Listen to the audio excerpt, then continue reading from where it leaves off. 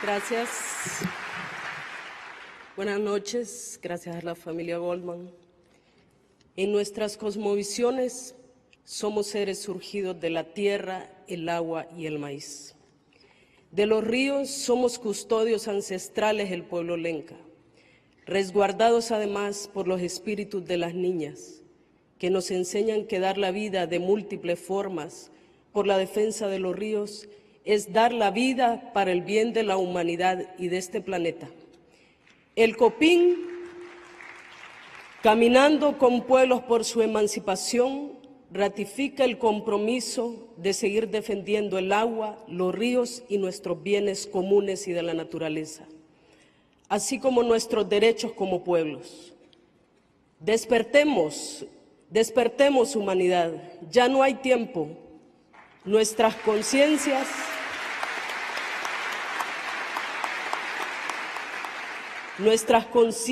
serán sacudidas por el hecho de estar solo contemplando la autodestrucción basada en la depredación capitalista, racista y patriarcal.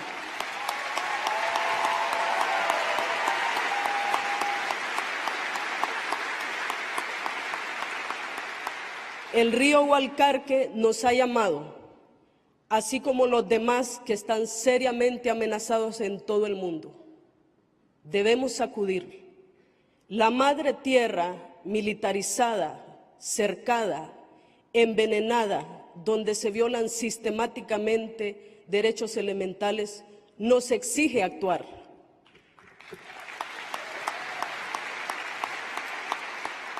Construyamos entonces sociedades capaces de coexistir de manera justa, digna y por la vida. Juntémonos y sigamos con esperanza defendiendo y cuidando la sangre de la tierra y de sus espíritus. Dedico este premio a todas las rebeldías, a mi madre, al pueblo lenca, a Río Blanco, al Copín, a las y los mártires por la defensa de los bienes de la naturaleza. Muchas gracias.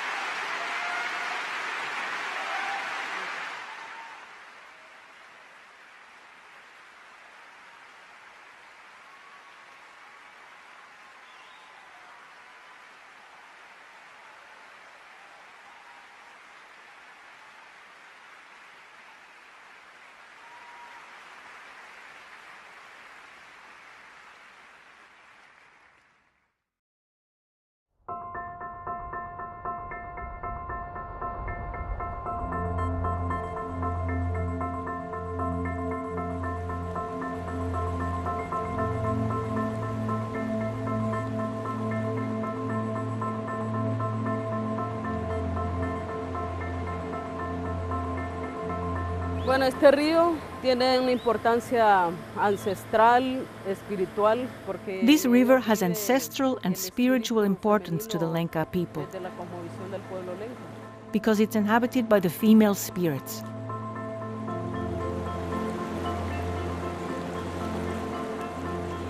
These female spirits guard the rivers. The Gualcarque River is also used for growing food and gathering medicinal plants. And of course is vital to the entire population downstream.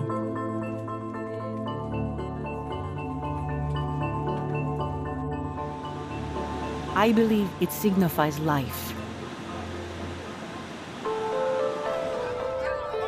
After a military coup in 2009, the Honduran government awarded concessions for 47 dams to power hundreds of new mining projects.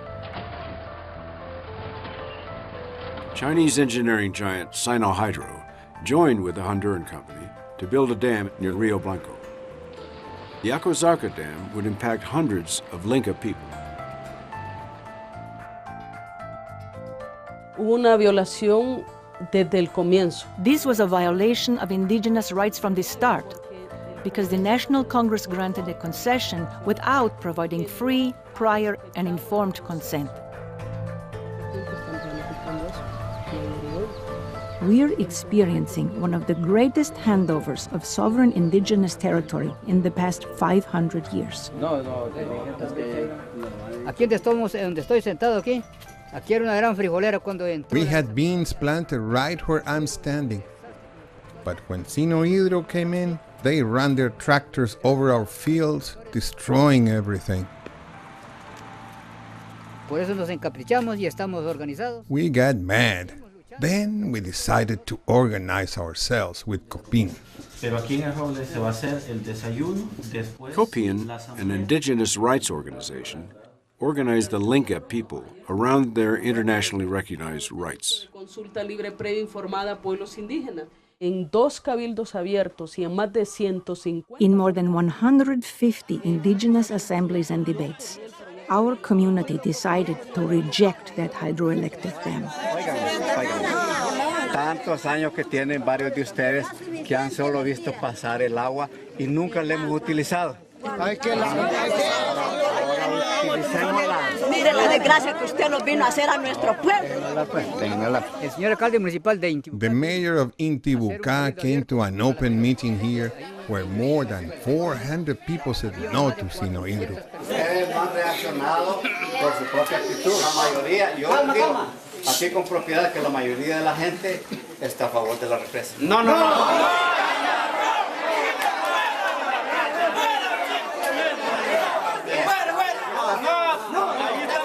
Bajo la política del gobierno de Honduras de privatizar. Under the political influence of the Honduran government, the mayor falsified signatures of Rio Blanco citizens to legitimize this project.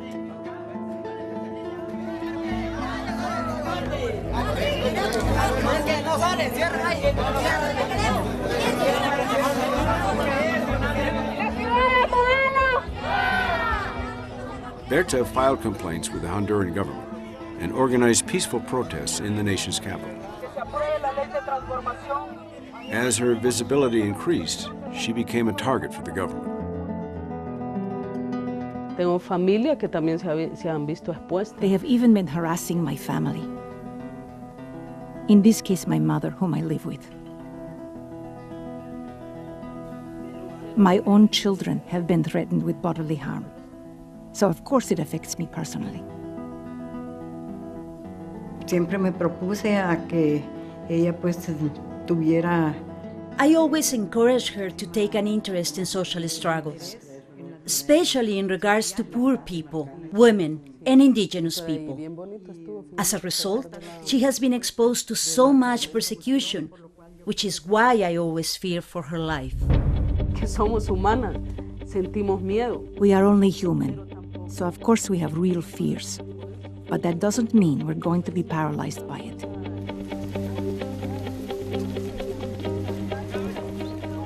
Están enfrentando 52 proyectos hidroeléctricos. Entre hidroeléctricos, soberanía territorial. Crecimos defendiendo la vida, compañeros. We denounced the dam and were threatened with smear campaigns, imprisonment, and murder. Sagrados intereses de nuestro pueblo. But nobody heard our voices until we set up a roadblock to take back control of our land.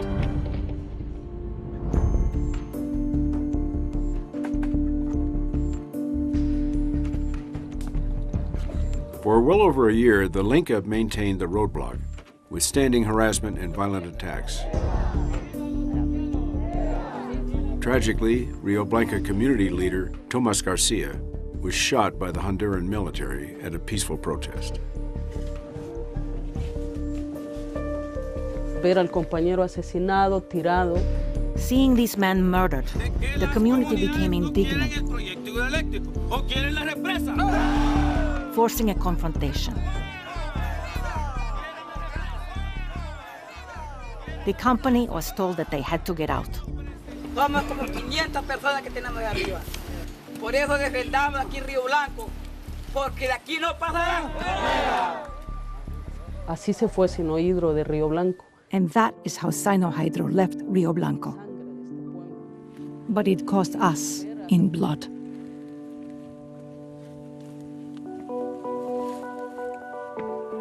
Sino Hydro terminated its contract, citing ongoing community resistance. The World Bank later withdrew its funding over concerns about human rights violations.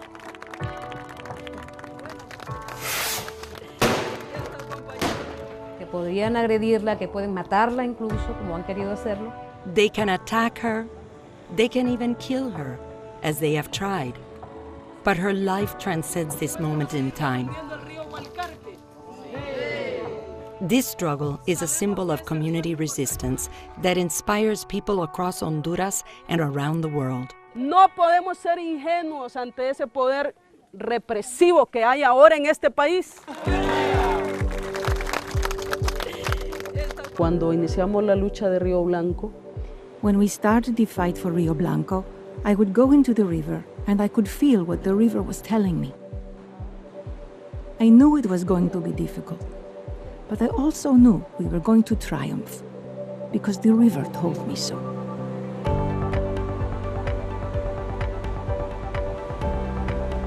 Begin today's show in Honduras, where another indigenous environmentalist has been murdered less than 2 weeks after the killing of renowned activist Berta Cáceres. Nelson Garcia was shot to death Tuesday after returning home from helping indigenous people who'd been displaced in a mass eviction by Honduran security forces. Garcia was a member of COPING, the Civic Council of Popular and Indigenous Organizations of Honduras, co-founded by Berta Cáceres. She won the prestigious Goldman Environmental Prize last year for her decade-long fight against the Agua Zarca Dam, a project planned along a river sacred to the indigenous Lenca people. She was shot to death at her home on March 3rd. In a statement, Honduran police said the two killings were unrelated. They called Nelson Garcia's murder a, quote, isolated act. But Honduran activists disagree. On Thursday, thousands converged in Tegucigalpa for the start of a mobilization to demand justice for Berta Cáceres and an end to what they say is a culture of repression and impunity linked to the Honduran government's support for corporate interests. 10 buses of indigenous and black Hondurans were reportedly stopped en route to the capital. Activists said some began walking toward Tegucigalpa after being forced to leave the buses. In the capital, demonstrators walked past the Mexican embassy to show solidarity with Gustavo Castro Soto, the sole witness to Berta Cáceres' murder, who remains inside the embassy. After Cáceres died in his arms at her home, Castro was interrogated and blocked from leaving Honduras to return to his native Mexico, even though he was accompanied by the Mexican ambassador and shot twice himself. One of Berta Cáceres' daughters, Olivia, spoke to Democracy Now! At the mobilization in Tegucigalpa. Today, we are here to demand justice and an explanation for the crime of the death of my mother, Berta Cáceres. I'm her oldest daughter, and we've launched a struggle, a battle at the international level to exert pressure in order to demand that the aid agencies that fund these multinational corporations that come to plunder, to exterminate our people, to spill our blood in our territories, to create territorial conflicts, that they stop being financed, and that they leave our country, because we don't want international companies that come to finance death, blood, and extermination in our communities. In a victory for Berta Cáceres' supporters on Wednesday, the Dutch Development Bank, FMO, and the Finnish Development Bank, Finnfund, said they would suspend their funding of the Agua Zarca Dam. In a statement, FMO said it was shocked by Nelson Garcia's murder and would halt all activities in Honduras. Meanwhile, in Washington, D.C., two activists scaled an art installation in front of the U.S. Agency for International Development Monday to oppose the agency's support for the dam. They unfurled a banner reading, "Stop Funding Murder in Honduras." Honduran activists say 8 members of COPING working to stop the Agua Zarca Dam have been murdered since construction began in 2013. On Wednesday, at another action in Washington, D.C., 2 activists interrupted a meeting of the Council of the Americas. They targeted the U.S. ambassador to Honduras, James Nealon, saying he has blood on his hands. He has the blood of Berta Cáceres. He has the blood of Nelson Garcia. Estoy aquí para United States funding. Estoy aquí funding por el pueblo Lenca. In New York City on Thursday, hundreds of people, most of them women, gathered outside the Honduran mission to the United Nations, chanting, "Berta didn't die, she multiplied." Among those who participated was one of Berta Cáceres' 3 daughters, also named Berta, and a Lenca activist from Berta Cáceres' organization, Coping. We're going to speak with them shortly. But first, in an international broadcast exclusive, we turn to new footage filmed by Coping members and its supporters in the hours before and days after Berta's assassination in Honduras. The video begins with Berta Cáceres herself conducting a training on March 2nd. Only hours later, she would be assassinated. We have to understand why these projects are so important. The government has all of its institutions at the service of these companies because they are capable, as in Rio Blanco and the defense that we had in Gualcarque, because these businesses are capable of moving anti-terrorism commandos like the Tigre commandos, the military police, the national police, security guards, hitmen, etc. It's not a simple thing. There has to be something else deeper underneath the surface that moves all of that power, and we want to understand that better. We have to understand that because we have the obligation as members of COPIN to have these debates anywhere, and this will help these resistance struggles that you're fighting there in your communities. Only hours later, early in the morning of March 3rd, Berta Cáceres was murdered in her home in La Esperanza. As the authorities took her body away, her brother Gustavo reacted to her death. And what I ask of Juan Orlando Hernandez, look, here lies a true Lenca who was never ashamed to be indigenous. What she did was to defend her people with her life, and she gave her life, and now we have her here in the back of a truck, in a bag, in a plastic bag, like anything. This can't happen in our country. What is happening? We demand, we demand, we demand. In the name of my family, my mother, this people, thousands and thousands of us, that they immediately investigate and that they not say things that aren't true and that they stick to the truth of what happened to my sister. Berta had been a frequent voice on the local community radio station, La Voz Lenca. After her death, fellow activists took to the airwaves to denounce the murder. We have to be alert, compañeros and compañeras, and we are not to be brought to our knees. At no point will we surrender. At no point will they sell us. If the dictatorship of Mr. Juan Orlando Hernandez Alvarado, if the executives of the company DESA and the hitmen, if they are thinking that they are going to stop the struggle of our organization, ladies and gentlemen in power, you are wrong. The news of Berta's assassination spread quickly, and on March 5th, thousands gathered for her funeral in La Esperanza. We reject the patriarchal victimization that the Honduran state and the states in the region want to impose on us. We, the women and the people, reject it together, brothers and sisters. We reject it because we are criminalized women who are also living under death threats for shattering this power imposed by neoliberalism in our territories. People took to the streets across Honduras to denounce her killing and to accuse the state of being complicit in her murder.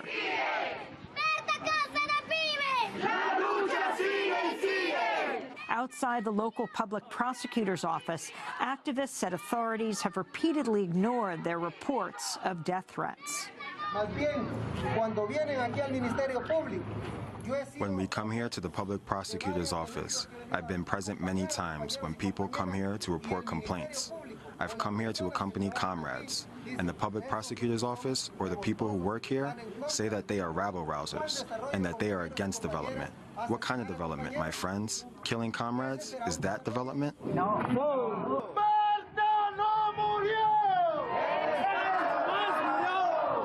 One of the activists to denounce Berta's murder was Miriam Miranda, a leader of the Garifuna community in Honduras. The Garifuna are descendants of indigenous Caribbean people and African slaves. We want our children to breathe clean air for generations to come. We want to have rivers. We don't just want to wash our clothes, we want to be able to drink the water, to be able to have water in our homes. That is the struggle we are fighting. For that, they kill us. For that, they killed Berta Cáceres. One of Berta's 3 daughters, Laura, resolved her mother's fight would continue. My mother has not been killed. My mother has been planted, and she is born and reborn. And this which they tried to put out today, this fire that is the struggle of the people. The only thing they did was ignite it more because they tried to put out the fire with gasoline.